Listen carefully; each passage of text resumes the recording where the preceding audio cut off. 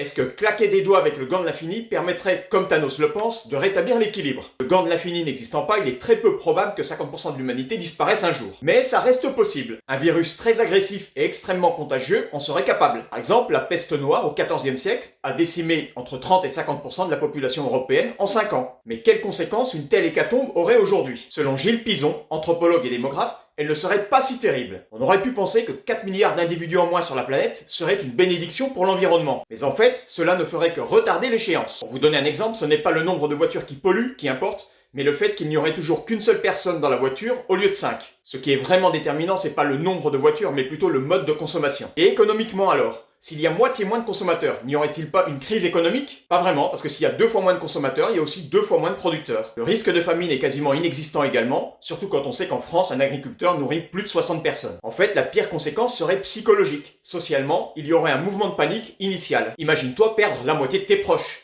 Mais passé ce deuil, l'humanité se réorganiserait assez rapidement. Donc n'en déplaise à Thanos, ce retour à l'équilibre n'aurait finalement que peu d'incidence sur la civilisation.